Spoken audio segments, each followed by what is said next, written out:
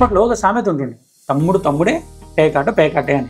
దాని అర్థం ఏంటంటే ఎంత రిలేషన్ అయినా కూడా పేకాటలోకి వచ్చినప్పుడు పేకాట పేకాటే. ఒకవేళ గేమ్లో తమ్ముడు లాస్ అయితే అన్నకి పే చేయాల్సి వస్తుంది అని అర్థం. ఈ టాపిక్ నేను ఇప్పుడు ఎందుకు చెప్తున్నానంటే, మనం బిజినెస్ స్టార్ట్ చేసినప్పుడు కూడా ఈ సామెత అనేది పక్కా ఫాలో కావాలి.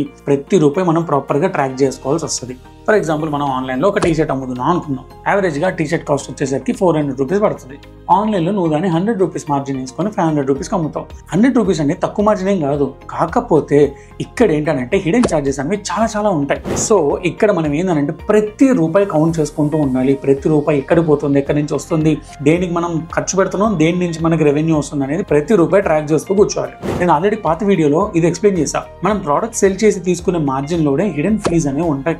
Like fixed fee, referral fee, రకరకాల ఫీజు అని. అది కాకుండా మనం రెగ్యులర్గా యూజ్ చేసే థింగ్స్ కూడా ఉంటాయి కదా. ఫర్ ఎగ్జాంపుల్, మనం మన ప్రోడక్ట్స్ని ఒక వేరే రోజు లాంటి దాంట్లో పెట్టినామని అనుకుందాం.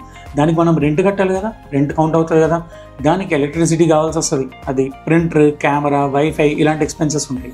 మెయింటెనెన్స్ ఉంటుంది. ఫర్ ఎగ్జాంపుల్, మనం ఒక వర్కర్ని పెట్టుకుంటే తనకి శాలరీ పే చేయాల్సి వస్తుంది. అది ఇలాంటి చిన్న థింగ్స్, హిడెన్ థింగ్సే మనం కానీలే, మెయింటెనెన్సే కదా, ఒక 2000 కదా, ఇంటర్నెట్టే కదా, ఒక 1500 కదా అన్న పాయింట్లో వదిలేస్తే అవే మనకి తెలియకుండా చిన్నగా మనకు వచ్చే ప్రాఫిట్స్ని తినేస్తూ ఉంటాయి.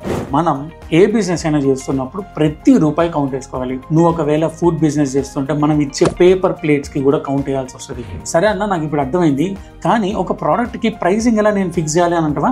నెక్స్ట్ వీడియోలో దాని గురించి ఎక్స్ప్లెయిన్ చేస్తాను. ఇదే కాదు, మన మార్కెట్ ప్లేస్ ఫీజ్ లాగే మనకు రెగ్యులర్గా ఎక్స్పెన్సెస్ ఉంటాయి కదా. వీటి మీద నేను డీటెయిల్డ్గా ఒక వీడియో చేశాను, యూట్యూబ్లో అప్లోడ్ చేశాను. కింద కమెంట్ సెక్షన్లో ఎక్స్పెన్స్ అని కమెంట్ చేయండి. ఆ వీడియో లింక్ డైరెక్ట్గా నీ డిఎమ్స్లో ఉంటుంది.